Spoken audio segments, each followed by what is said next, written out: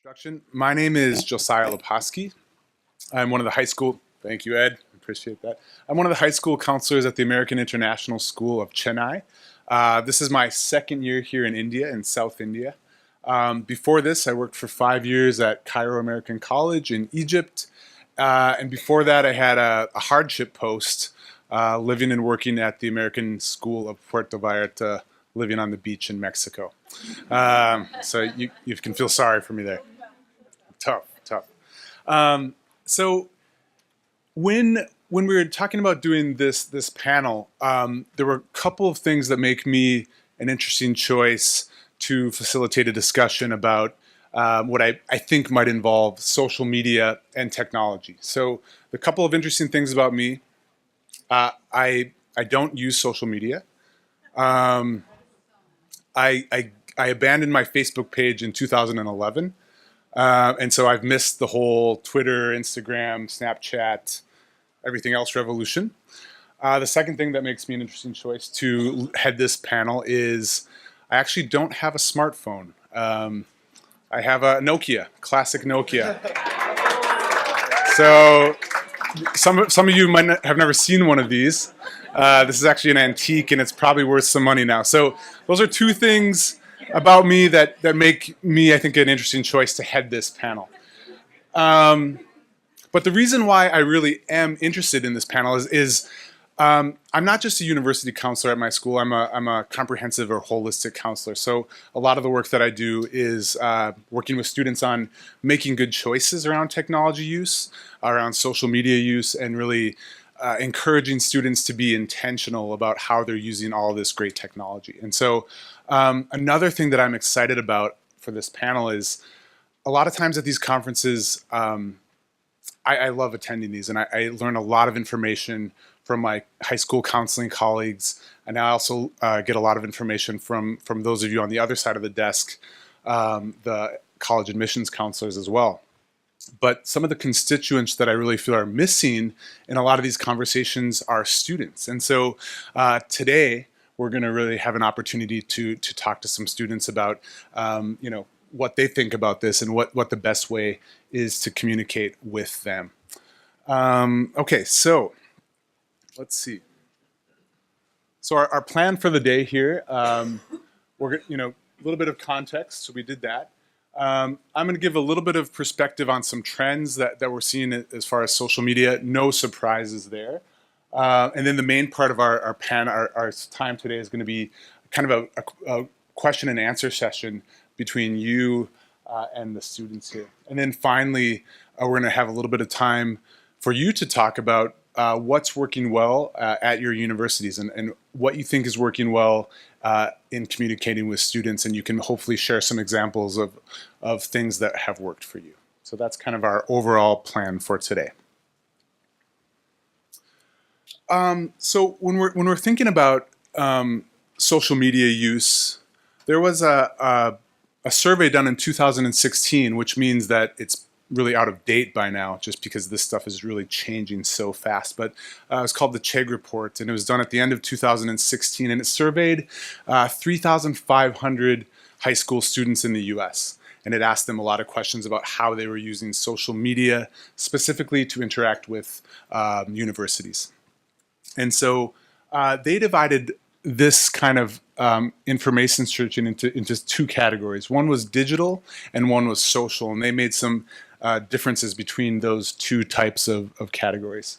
So the first one was the digital category, and this was really kind of general information seeking about universities. So does this school have the major that I'm looking for?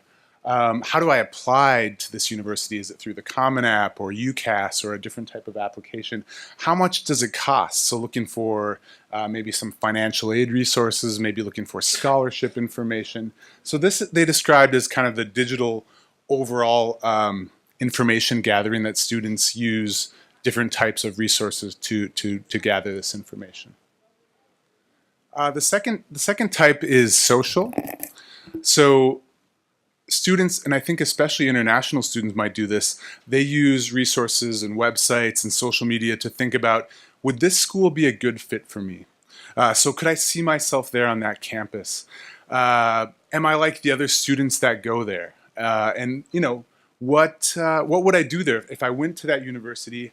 How would I fit in? And so a lot of times, if a student lives close to the university, we would encourage students to do a university visit and do this. And so that's not a reality for many of our international students. And so we're finding, and the Chegg results found that actually students are going to social media to figure out how they might fit in on that university campus and kind of getting more of that social fit. So, of course, here's some of the things that students are using. Facebook, Instagram, YouTube, Snapchat, WhatsApp, some of the common ones. We actually found that many students are using a lot of YouTube videos when they're doing their searches, which completely makes sense. So anyway, these are some of the social media that students are using. Okay, so like I said, a really important piece of this panel today is going to be the student voices. Unfortunately for me, since I don't have social media, whenever I want to talk to students, I can just call them in during lunch or before and after school. But I think most of the people in this room are college admissions counselors. Is that right? How many people are on the college side? Okay, so I'd say a pretty good majority. Any high school counselors in here? Okay, some more, a little more college, but some high school as well.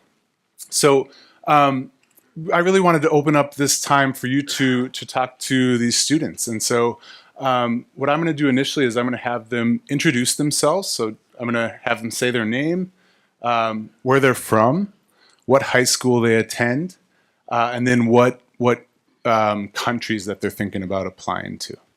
So I'm going to turn it over to these guys.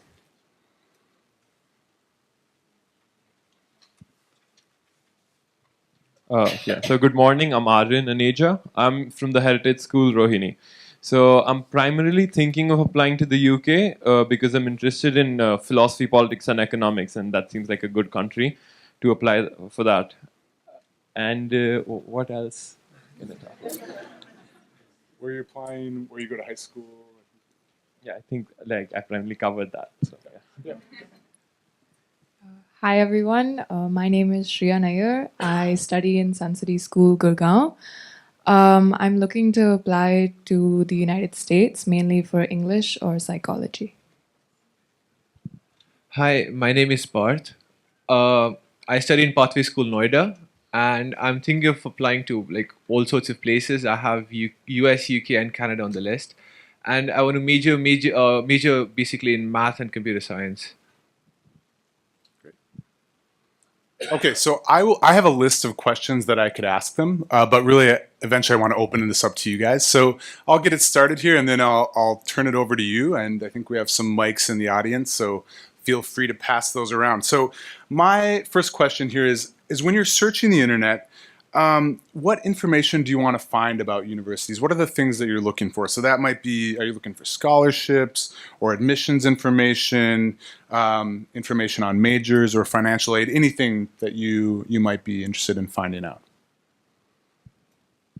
So I think I primarily like you start by looking all the things because those are all important. But information about courses and information about scholarships and especially information about the admission process, I believe that's very openly available and it's easy to access. What I find a problem in getting information about is one of them is what he talked about, the social life, perhaps.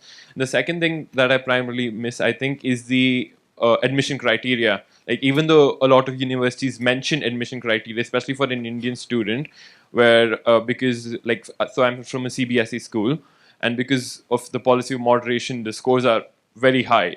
Like above 90 is a norm, especially from my school. For example, like a lot of schools, above 90 is a norm. So it's not very clear what other criteria would be seen and what kind of personal statements, for example, would be seen. So perhaps more information regarding the same is something that could be really useful. So like he said, the main thing that we look at is the academic program, majors, minors, different departments, who's leading these departments, and the kind of faculty who would that be teaching us. We look at scholarships, financial aid, especially for private institutions, is super, super important. And how financial aid is applicable to international students is also important because there's need based, need blind, and these things are confusing terms. The FAFSA, for example, in the US, I have no idea what it is, no clue, but I know it's important to me because I'm applying there. As an international student, especially a student from like the Asian region, campus life, like the party scene, and those things are kind of low on our priority list. Our main aim in such a competitive like environment is getting in. So we'd look at admission criteria, especially. One thing that I find lacking is a way to convert our scores, like a CBSC percentage, to a grade point average.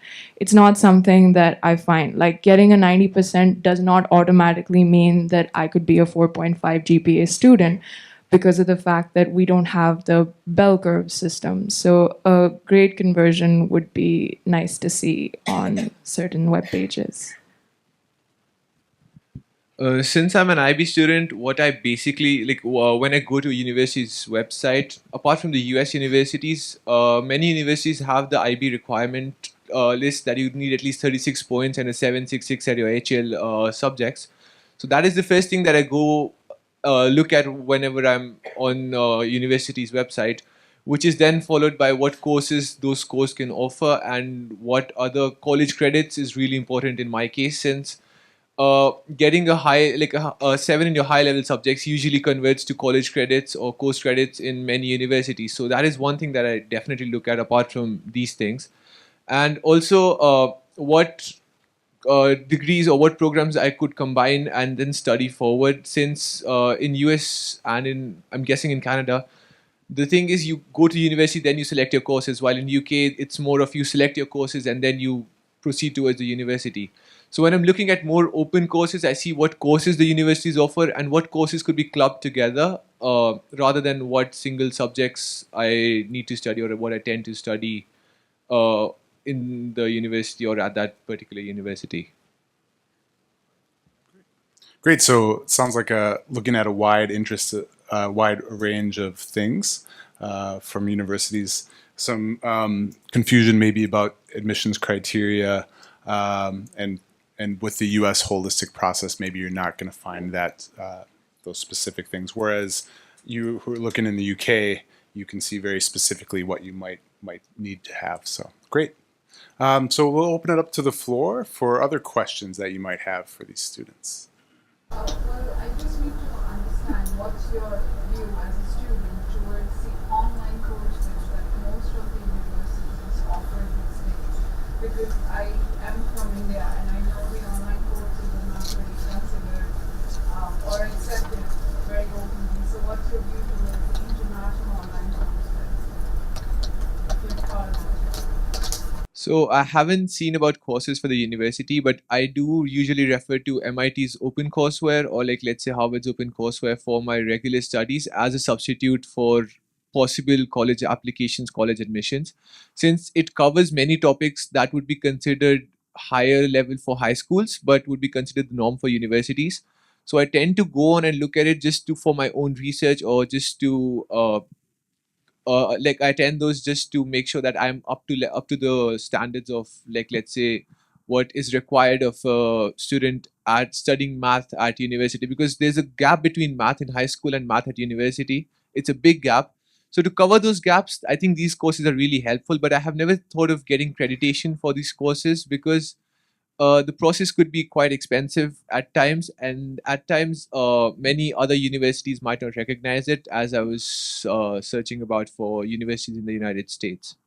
Just adding on to what the discussion was earlier, I find that there is a lack of a comprehensive comparison between universities. So when I'm looking at, let's say, an Oxford or a UCL or a Warwick, I want to know what each of these merits are. I don't want to go to separate websites and then look up their merits and their demerits.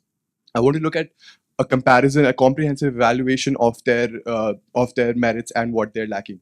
So, I mean, obviously, this can't be done by the university itself, but what's really missing is a third party to evaluate these courses, evaluate a certain university and what it's known for, what are popular courses.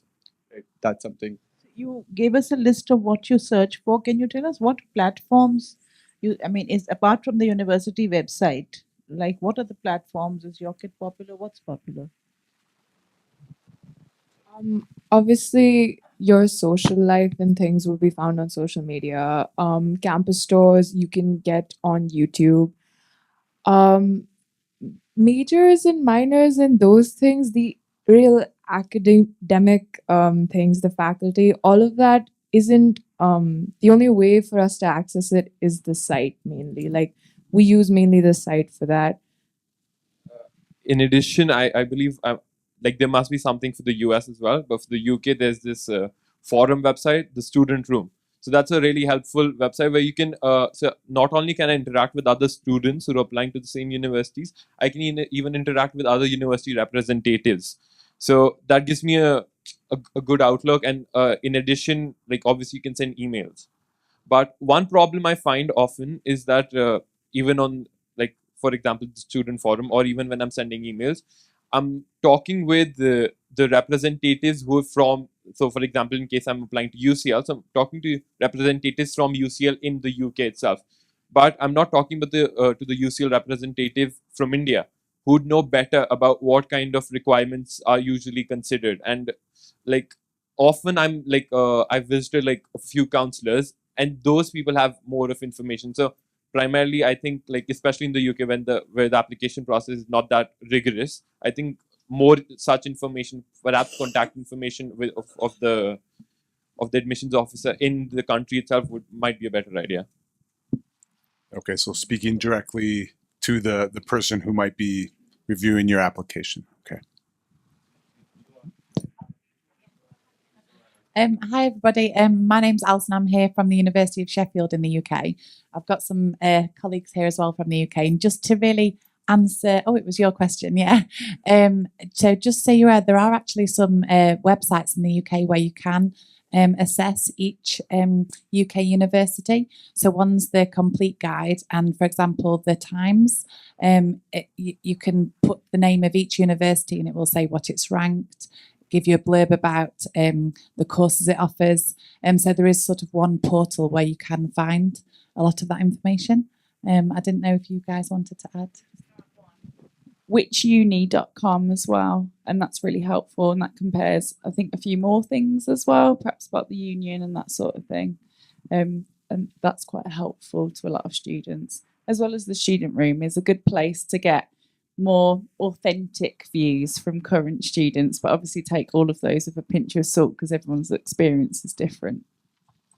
Yeah, and that's something I would just like to throw in here as well. If at any time during the panel, if you could provide resources or things that you think might be helpful to answer some of their specific questions, please throw those out there. So thank you for doing that. But first of all, thanks for the question. And we do empathize with some of the students facing challenges in comparing universities. At Warwick, we do emphasize a lot on research-based thinking. As much as it is challenging to actually find one piece of paper that compares everything with apples and oranges, we do also encourage you to obviously read a lot of student blogs. Obviously, you'll find a lot of insights into the university. But also, I think a lot of UK universities are quite characteristically different. So some of them will be city-based, some of them will be campus-based. And I think it may not be quite naturally be able to compare them because they're offering two very different experiences, for example. But as my colleague Alison did mention about the complete guide, where you can simply just select universities and it would populate a multitude of entries of different universities, metrics, values, and will give you an output of graphs, summary, and I hope that you're able to find that information. But thanks. I'd just like to ask these students, have I'm from the Education USA Center in Chennai, but I'm just curious to know, have you heard of the US India Educational Foundation in Delhi or the Education USA program? Have you ever visited the office of Fulbright House? You have, one of you have. Okay. So my question is we are the official source of information on US higher education in India. All right. So what I'd like to know is if we are organizing programs at our centers, what is the best way to get in touch with you? Is there a preferred day that you'd like to come for workshops or you'd like to come for one-on-one counseling? How do we reach your demographic, essentially, to convey to you information about 4,000 plus US universities that we have with us? So how do we reach your demographic? What's the best way to get in touch with you? Would you like to come into the office for a session? Would you like to have something online? I'd like to understand it from the age demographic perspective, how to reach you, basically. Yes. And just for your information, we have 7 Education USA centers in India. So if you have friends on your social media, you can share that there are 7 official Education USA centers.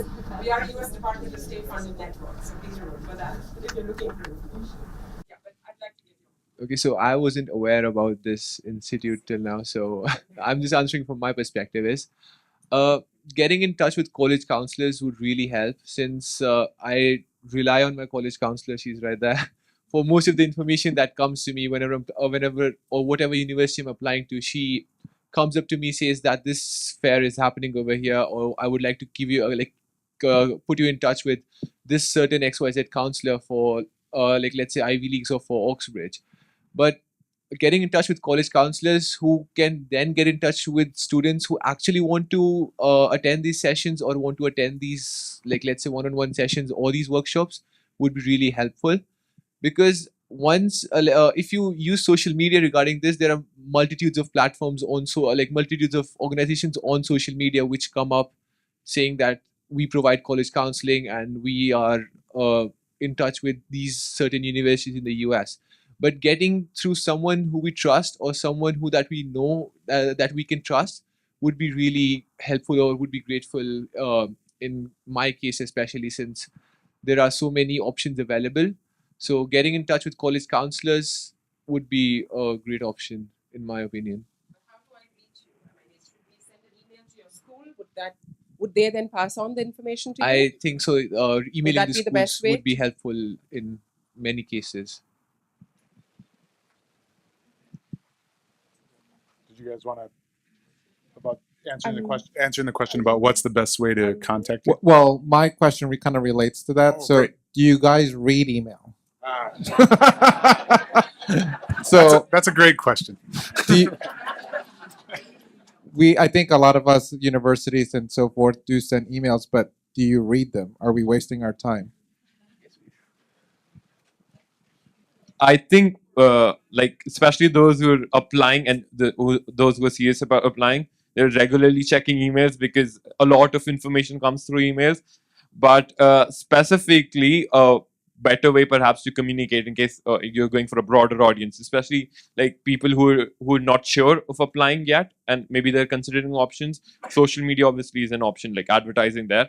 And especially like in case I'm like my father often tells me about fairs and he reads about them on the newspaper. So an advertisement in the newspaper, like often when there are education fairs, there is an advertisement in the newspaper, but that could be also helpful probably. One Sir, where do your parents look for information on higher education?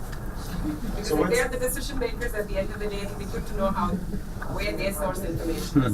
So why don't you finish up on what's the best way to reach you, and then we'll kind of take that next one on what are your parents, where do they get information? So one thing that all of you guys should remember is that we're really, really lazy. So we want things that are mobile friendly. Like the other day, I was accessing, I think, the UCSD official website on my phone, chilling, relaxing, and because the site isn't as mobile friendly as it should be, it was a bit of a struggle to access the things that I wanted to see. So, if you made it friendly for smartphones, it would be convenient for us, I guess, to read more. Yeah. Every university has a students of, or most universities have a students of India Facebook page. It is not controlled by the university, and where you can give candid comments from the parents of the students. Okay, so what was the name of that? Students of. We name differently, Right. but it's Students of India Facebook page. Right. I know our university has it, and I know other. That might be a good way to find out more about the social. Yeah. Can we just touch on the question quickly? Where do you think your parents are getting information from? I mean, do you know where that might be? So my dad's super into the application process, like beyond into every dinner we have a conversation. And so he's applied, like as in subscribed, not applied, sorry. My bad. He's subscribed to a lot of these magazines, like that you get online, and he looks at rank websites like Niche, USA Today, I think. And so he subscribed to magazines like Cap something. I don't know what it's called. Um, CapEx?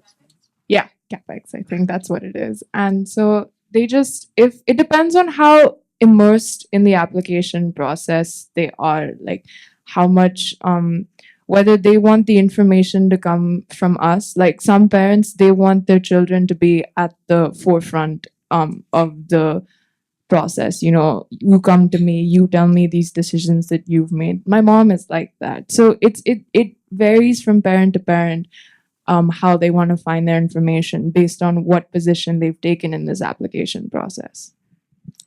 Did you guys want to add anything to that, or that's good? I wanted to check how much does your pair body influence your university choice? I know that has a lot of impact. And when you get some information from them, do you cross check it on the website? Because sometimes a lot of information just floats, which is just gossip. So how do you deal with that? How do you cross-check information? So that was especially relevant in my case at this point, because all my friends are applying to different universities all over, and you of course want to see if that university would be a good fit for you as well. Since if you trust your friend, or you know your friend that he is sensible enough to apply to a good university, you have to apply there. But of course, there's the point of rumors floating around that this guy in us who is like our senior didn't get into this university, so it must be tough, or this is an easy university since almost everyone gets into it. What I tend to do is, instead of going on the website, I read on Quora about the university. So Quora is one platform which links me or helps me connect to the students or to the teachers at the university. So once I get the information, I just ask it out on Quora, and if anyone answers it in a relevant manner, because there are a lot of weird answers going around in Quora. So if there is a question that I like, or there is an answer that I like, I just get in touch with the person over Quora and then cross-check it with them, on a one-to-one basis, rather than going to the university's website. Because let's be frank, there are a lot of things that aren't mentioned in the university's website, and there are a lot of things which are. So getting in touch with someone from the university and then cross-checking is what happens in my case most of the times.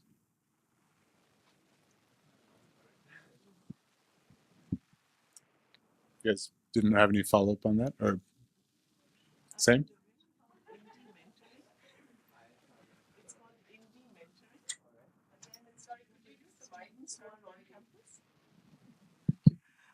First of all, good morning, and very, very super impressed by these fantastic young three boys and girls. You all are very, very good, and our best wishes to you all.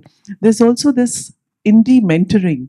If you all can just access that, that again is a lot of children who are already in these different campuses, and you can get in touch with them to get to know exactly what the insight of each and every university. Thank you. And so just once to- again, great. Just to clarify, those are students that are currently at university that could. Some of them are, and who have passed out as well. Hi, good morning. My name is Liam. I'm from Boston University. I have two questions for you. One is a follow-up from something you said before, that you want to get in touch with the representative who is likely responsible for reading your application. what's the best way that you want to get in touch with us? Is it through email? Is it through our interaction with you on our university social media platform? Is it through WhatsApp? What's the best way that you want to connect with us? And then my second question is, how do you best want to connect with current students at the universities that you're considering applying? Again, so is it social media? Is it email? Is it phone call? Is it WhatsApp? If you could let us know that, that would be great.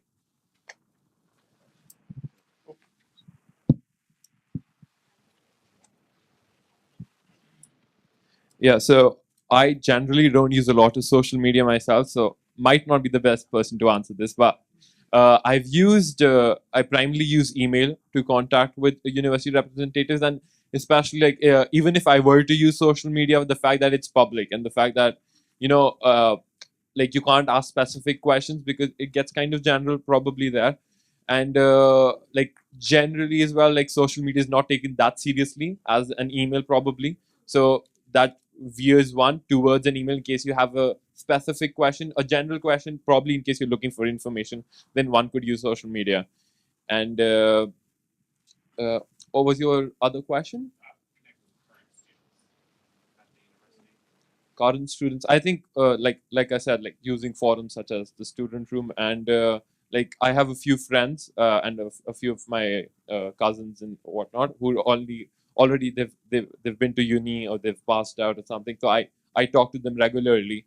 So but so I'm lucky that way probably. Like one of my friends who's also applying to the UK, but she does not have anyone particularly to talk to, so perhaps like obviously there are methods, like all of them talked about Quora and Facebook groups and whatnot, but perhaps something from the university itself which is more credible, like in case the university is providing a forum or the university is providing like obviously not all students are comfortable sharing their contact information, but in case some students are comfortable for doing the same, so a place to talk to current university students, like someone mentioned student blogs, but generally what I've seen, student blogs aren't updated that often.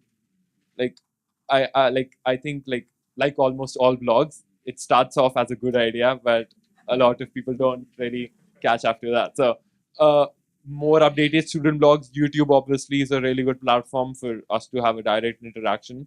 So perhaps, and like directly from the university, or you start students currently at university, something like that.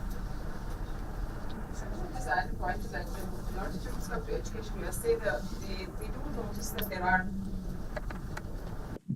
a lot of students want to interact with student ambassadors at universities, but very often what happens, the ambassador is from a major which is completely different from theirs, then it has no relevance for them to contact them because they'd like to know about the program itself. So that's, if universities have, I don't know if it's possible, but if you can have for each department at least a student ambassador, it would make sense for international students to connect with those student ambassadors because they want to know about the program more than college life or campus activities or clubs. That's not their first point of interest when they're going to be paying so much of money to get there to study, basically. So that's been our experience at Education USA. Yes, that's right. Can we hear from the other students about that last question? Did you guys have other things? Okay, great. Or like if you've been invited by a school or like for a university fair, it'd be best to bring along a student ambassador. That happened recently in my school. HKUST came and they brought a student ambassador who had passed out. He was from the batch of 2018. And he had engineering, which obviously isn't a department or the course of study that I'm looking for, but it was still really important to hear from him because he talked about the opportunities that HKUST gave, how HKUST funded his trips, MUN trips and sports competitions and other sorts of competitions that he went to. So it's always good to have a student ambassador with you when you're coming to other schools during university fairs. Okay, great. So that student voice is really important, even if they aren't in that specific major that you might be interested in. This is more a point of curiosity on my part, as we've got 3 student voices. How much influence do you feel that you have over parents when it comes to your decision of choosing a university? The age-old question. So Most of the times, I'm curious as to your like that. So my dad works mostly in Africa, and he tends to travel a lot to Hong Kong, Shenzhen, or to New York for his business meetings or for some conference. So what he listens to from the people at the conference about their kids studying at some university or them passing out from, let's say, Imperial, that is what usually comes upon me at the end of the day. Whenever he comes up, whenever he comes home, he mentions that, oh, I have a colleague whose son is studying at, let's say, Warwick, or I have a colleague whose son is studying at Imperial. Why don't you look at those two universities? So we need to keep. I want to keep the balance between his choices and my choices and finding a common ground. But parents' influence is quite much in many cases, since they are the ones who are funding the entire education in like an Indian students college life. It's usually not many college loans or not many funds. Of course, you're looking for scholarships, but the funding as well as what sort of resources the universities can provide are really important in what parents look at, rather than what the prestige of the university is. Like, it's if it's top three but it's very expensive for us, we probably won't apply there because like student loan scholarships might be more difficult. So the influence comes in that matter, that they want to keep a good balance of a well-ranking known university that also provides scholarships or is helping them financially in one way or the other. So in my case, initially I was not sure about the UK itself. Like I was also thinking of the US, etc. But particularly because my family already lives in the UK, some of my family, and my parents now, even though I did I did think of it as an option, but my parents, because obviously, like he said, like they're the ones who are funding it, and they also, like, obviously there's an amount of love that's around. So for them they did not want me to go to the US. So I think, like, probably not in their case, but a lot of people I've heard about, like one of my friends and other people as well, they think like their families might influence where they're going in this scenario as well, other than the fact that they're all parents think that their kids should go to prestigious universities. Shreya, did you want to add anything about how that conversation has gone with your parents? So at the end of the day, we just have to remember that our parents want what's best for us. And so sometimes they put a lot of faith in us, actually, like way too much faith. Like Ivy League to ho hi jayega types. Like it's they're super aspirational and they just want like the best of the best for us. And sometimes, that might lead to like maybe an argument or a discussion like, no, look, listen, thoda niche, little bit lower, aim a little lower. Right. But the way the world's changing, how fast it's moving, they're kind of used to the offers and the kind of jobs that were there at their time. It's really limited for them, and they can't widen their scope to what it is currently.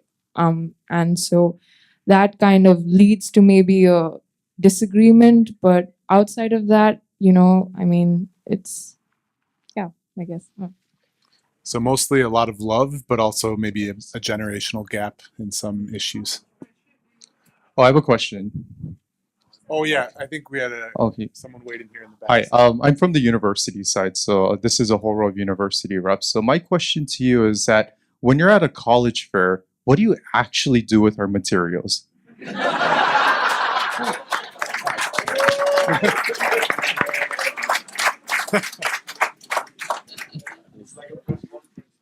Yeah. Careful.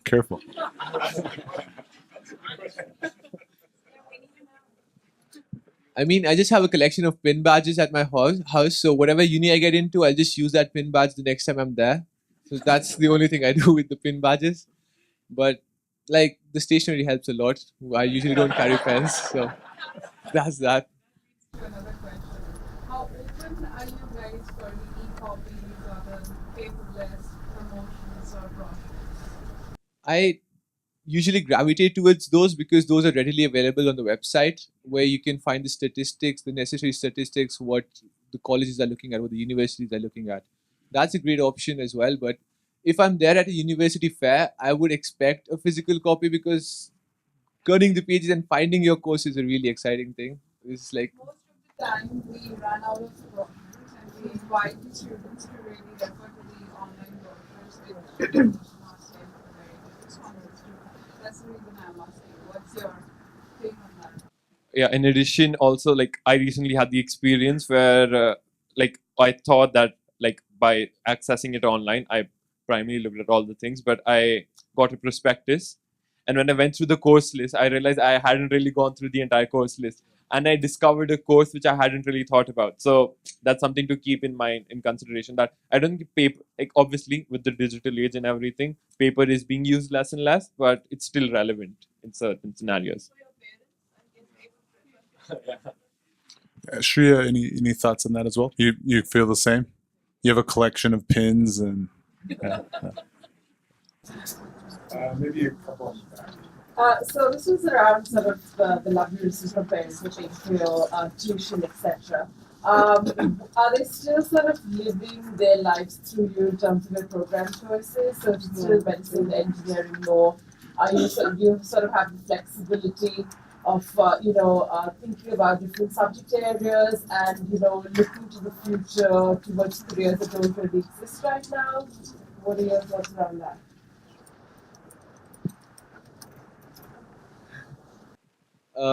That of course is an interesting discussion at my house.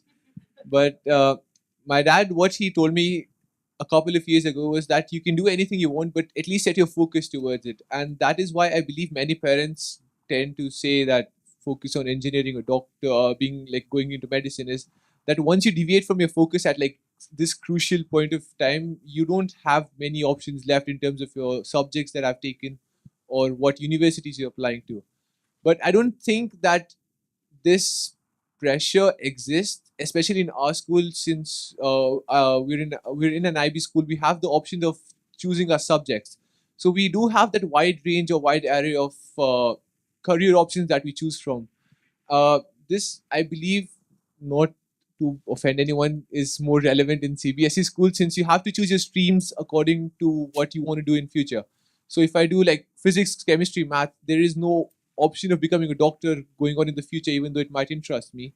So that is diminishing mostly in international schools, in my opinion. Yeah, so my parents did indeed have, like, so I took up humanities, math and eco in grade 11, and my parents, like, my father was very hesitant about the same. And so because obviously it's not a traditional choice, and even once he was okay with it, he thought I'll take up eco or something for my college, and so there's a lot of convincing that has to go around. But one thing that did help me was the fact that our school provided a counselor. So obviously he knows of all the what's going around and what kind of professions are coming up, etc. And so he had a conversation with my dad, well, like a good 15-20 minutes conversation, where he explained, like, even though it comes from me, he's a much more credible source. So once he relayed the fact that there are a lot of options now, especially considering like there's math and stuff like that. So and like then explaining what PPE is, because even when I go to a lot of, in fact, education fairs, a lot of the times the very unis I'm thinking of applying to, the representatives from there, they're not very sure of what PPE is.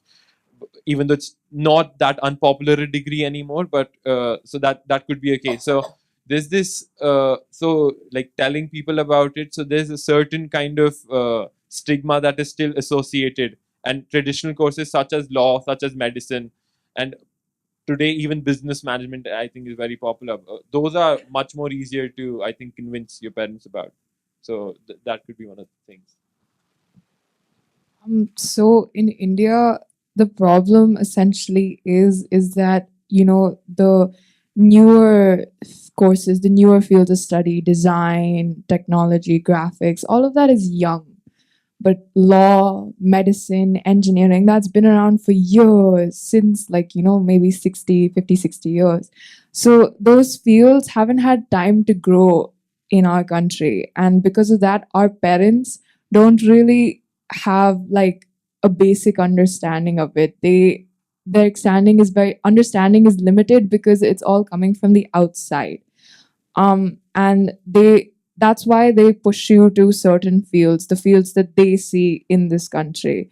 That isn't the case with my family, with my parents, because they want me to go outside, and they know that there's a lot more variety outside. But one of the best ways for your parents to like get rid of their inhibitions is to take them along for PTMs, because when they talk to teachers and the teachers, they go, "Oh, your child is like so good in this subject." And, when they get excited about it, when teachers, show and demonstrate like to your parents how good your child is at this subject that they didn't think would be suitable for you, they kind of lose that guardedness. Their walls come down and they think, oh, okay, maybe Shreya is suitable for this, or maybe Parth is suitable for this. So yeah. Great, thank you. Question in the back there. Thank you. My name is Andrew. I work at Temple University. I work with some rather unique programs, and the question I had, because I have a fight with my faculty every year regarding this, is do you value faculty contacting you, or do students value that after being admitted into a specific program? So if you were admitted into an engineering program, for instance, the chair of the engineering department reaching out, or a faculty member from the engineering department, because the pushback I get from faculty, and some university reps may agree that faculty can be a finicky bunch. I wonder if if you value that, because it's something that I assume would be valued, but I would love to hear your feedback about that, because it's generally a fight between our faculty and administration. That definitely would serve as a motivator for us to do better in the class, because if a professor, or let's say a faculty member who, like, for example, when you're working in schools, you wish teachers good morning, good afternoon, but sometimes they're too busy, they don't reply. You just let down that, oh, I made the effort of trying to be nice to you and you aren't reciprocating the effort. And that is a usual letdown, and that just forms the whole image of the teacher being rude towards you or having a grudge against you, even though that might not be the case, because they're too busy just thinking about their own stuff.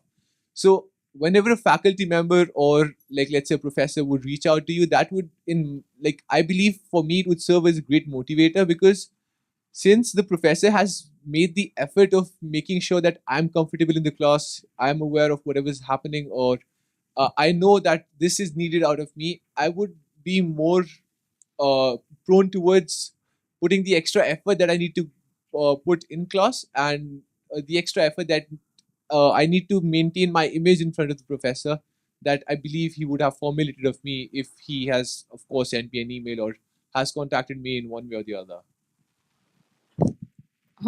Having contact with a faculty member would, in a way, make you a lot braver.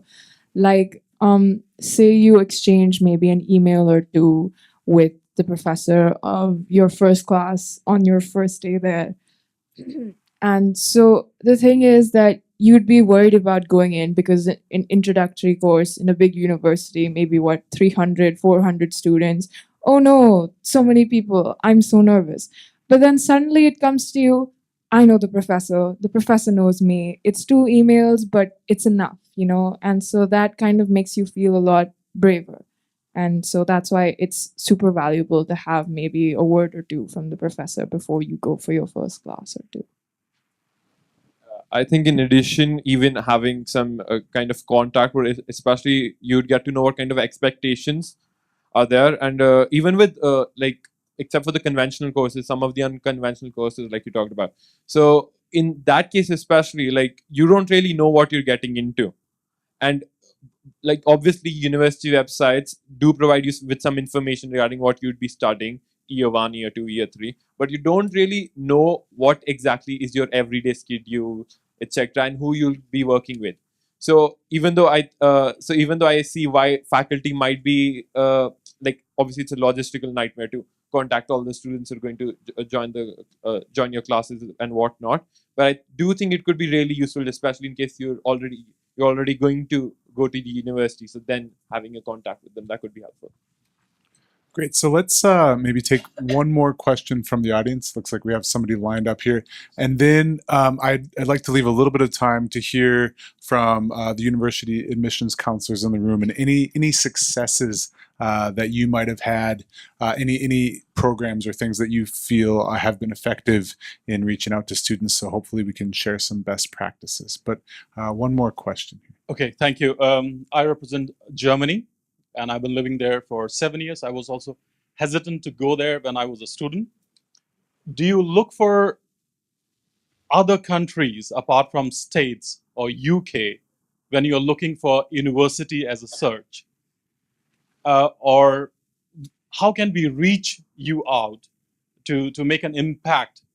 Because I have been here for the last 3 years, and so there's a lot of cost that is involved for a university representative to come down here, and so far the success ratio is 0. I'm so sorry to say. And even though that Germany offers 100% scholarship, so literally you don't need any scholarship from or your parents to sponsor apart from your living expense. That too can be substituted from if you're willing to work as part-time student. So your entire bachelor's in medicine or engineering or business can be 0 cost if you're willing to work as a student part-time in Germany. But so far, it's so difficult to reach out or convey this message to you guys because you don't look for opportunities apart from UK or United States or other countries. Okay, so this might not be a general overview because that, of course, would be different. But in my case, I did look at universities all over Europe. I looked at ETH Zurich, I looked at l'École Polytechnique, I looked at TUM, the Technical University of Munich. But what I found that was disaster for me was that many of the courses require a mandatory language requirement. And knowing that I have to spend like 7, 8 couple of months more trying to get to that level of language would be difficult for me to grasp and enhance the courses in that much time, where I would rather just finish my 3-year degree in UK and then go on and move towards learning a different language. So the language basis of it is the one that scares me the most about applying to universities other than the US, UK, or Canada, because I believe many of the courses in math and physics or computer science in Germany are taught in German. All the courses in l'École are taught in French, and ETH, of course, varies between courses. There are many courses in English, but having set courses in German or having set courses in French would be like that ruins it for me, since I'm not proficient in German or French at this point of time, and having to undergo that course for 7-8 months, where I would rather be studying somewhere, like I would rather be studying the subject itself, would be a point where I lose it, or like the university loses out on getting selected for me. And in the UK, you do have the option of doing your MSci courses and finish like doing the 4th year in the industry or 4th year in another school in Europe. So that really substitutes that 3-year language course for just a single-year language course at the same university that you'd rather apply to in Germany or in France, with the 3-year course in UK in English, and then going on for your masters abroad or going for your international visits or for your factory visits abroad, which would be much more helpful. So the language part of it is the one that ruins German opportunities for me. Yeah, so I considered Sciences Po as an option because that's a really good university for political science, obviously. But other than language, I believe there was a lot of problem in getting resources for the same. Like for the UK, even for the US, there are numerous resources. You talked about which university, for example, which I've been using for quite a time to compare courses and to get more information. I use Student Room, whatnot. even the Sciences Per website, even though there are some things in English, it's not very clear. I'm not sure who I'm supposed to contact regarding the same. Like even though there are some courses which are in English, and I'm not that uncomfortable with learning French as another language. I don't believe there are a lot of resources which I can really understand. And other than that, the fact that uh, for example, the UK, I can find so many examples of people who've already been there. So even my parents are comfortable with sending me to the UK, while France and Sciences Po, for example, there are not a lot of examples per se. So obviously that's a vicious cycle. Like in case no one goes there, no one knows about it, and that continues. But even though I knew about Sciences Po, like at some point I felt I was going towards a dead wall. So it felt easier to simply focus on a single country. Okay, just so another point, I am an IB student, so I have the options of choosing my subjects. But in many German universities, you do need to have a certain combination of subjects. So if I want to pursue math, let's say in university, I require high level physics and chemistry, even though I may not have those subjects, those are a requirement for me. So not meeting the requirements is also another thing, as in I may have further math, I may have math HL, but having not one not having one of the other sciences that is required would also like lead me to not applying to Germany. Shreya, did you have anything to add there? I just wanted to actually build up on that question, and I'm right here. But since all the conversation so far has focused on going abroad, and I'm from Anant National University, which is the first design university here, but a plethora of universities now are trying to change the discourse in higher education here. So is that even in the consideration set that you could actually stay back here, get a same quality of education, be closer to home, funding is easier, more love taken in from the parents. So is that in the consideration set or not? And if not, why? It is in consideration in my case, but the thing is, since I want to pursue a sciences course, there are many exams which I need to undertake in for many of the universities. So many universities require IIT JEE and IIT advanced examinations. BITS has its own joint entrance examination. VTU, SRM, every university has its own examination. Even IISc, which I am considering to applying to. But what happens in my case is that all of these exams clash with my final IB exams. Like there's a month or two gap between those.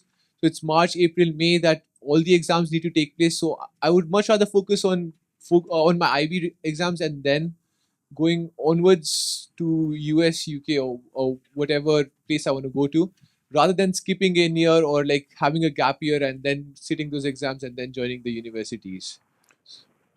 Actually, I'm going to jump in here because I did mention that you might have a chance to share any success stories or programs that you feel have worked well. So does anyone have something that they would like to share about that? Any success stories, any programs that you as college admissions counselors have used that have been effective? Did you want to? Oh, you. You talked about wanting to speak directly to people in India. So a lot of universities represented here have offices in India, and usually the website of the university will give their names. You know, I'm from the University of South Florida. We have a 3-person team here. The other thing is, I think all of us, I'm not speaking only for myself, we all are very happy to connect students to current students or to alumni. And Education USA especially has an alumni fair where only we are not allowed to go, only alumni from the universities are allowed to speak to students. So just wanted to bring that out to you that's you should try to do that. Great. Maybe one more. Can we pass the mic back, or maybe? All right. Hi, guys. I'm Petra. So we've been doing a lot of different things, and I'm glad it's what you've kind of noted on. So obviously on our website, we have different chat options. One of them is with our kind of ambassador team. They each have a profile. So exactly, if you want somebody from your own country that speaks your own language, has their academic program listed, is involved in a club that you want to know about. So you actually get to select who you kind of want to talk to, which I think has been really helpful.